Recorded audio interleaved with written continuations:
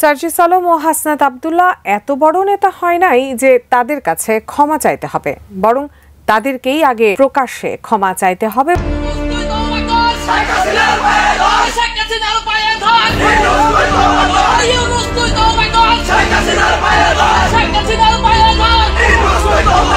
ওই শেখ মুজিবুর রহমান 1971-এর পরে এই বাংলাদেশের অস্তিত্ব, এই বাংলাদেশের যে সার্বভৌমত্ব সেটি নষ্ট করে দিয়েছিল।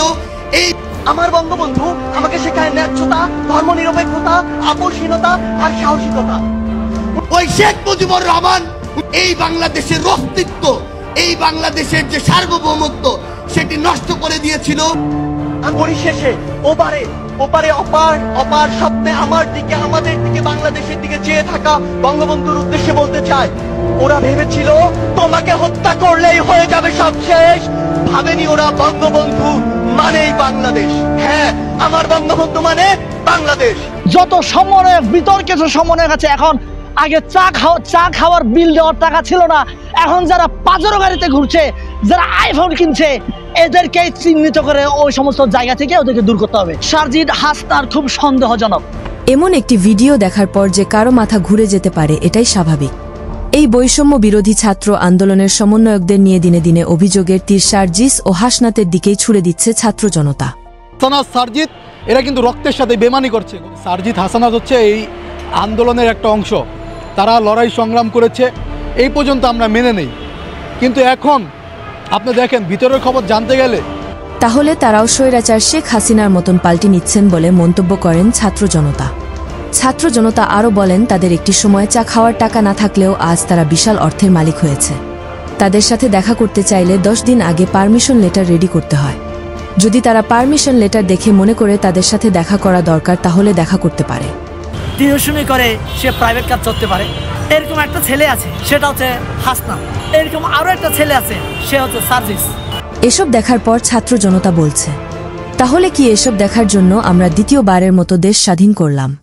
কিছু আমজনতা বলছে, আমরা স্বৈরাচার শেখ হাসিনাকে দেশ থেকে তাড়িয়ে দিয়ে আসলেই বড় ভুল করেছি।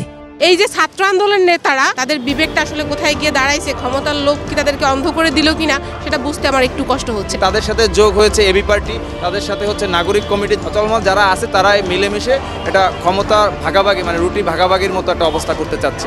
আমি জানি না আমার এই কথাটা কতটুকু গ্রহণযোগ্য হবে বা কতটুকু বিতর্কিত হবে, কিন্তু আমার মনে হচ্ছে যে আমরা এক পর্যায়ে ভুলই করে ফেলেছি। শুধু তাই নয়, এই অন্তর্বর্তীকালীন সরকারের উপর ক্ষোভ প্রকাশ করলেন ব্যারিস্টার রুমিন ফারহানা। তা যদি না হয়, বাংলাদেশে প্রতিদিনকার যেই অস্থিরতা, প্রতিদিনকার যে চ্যালেঞ্জগুলো এই সরকার সামলাতে গিয়ে হিমশিম খাচ্ছে, এবং আমি যদি খুবই শক্ত ভাষায় বলি, সরকার ফেল করছে এই চ্যালেঞ্জগুলো প্রতিদিন মোকাবেলা করতে। সেই জায়গাতে রাষ্ট্র বা দেশ কিন্তু একটা হুমকির মুখে পড়বে। দেশের কিছু আমজনতা বলছে, আমাদের ওই স্বৈরাচার শেখ হাসিনাই ভালো ছিল। অবস্থা তো খুব খারাপ। আপনি শেখ হাসিনা যে বলা ক্ষমতায় আছেন, আমরা ভালো করে চলতে পারছি, কিন্তু অভাব ছিল না, আর এখন আরো অভাব বাড়তেছে। পরিস্থিতি তো অনেক খারাপ, সবকিছু জিনিসের দাম বেশি, সবকিছুই অনেক দাম, আমরা লুজি কম, সব দিক দিয়ে। হাসিনা যে সময় আছেন, আমরা গরিব মানুষ সুখে আসলাম। ভিডিওটি দেখার পর আপনার মূল্যবান মতামত আমাদেরকে কমেন্ট করে জানিয়ে দিতে পারেন। আমরা আপনার সেই মহামূল্যবান কমেন্টের রিপ্লাই দেওয়ার জন্য সর্বদা প্রস্তুত রয়েছি।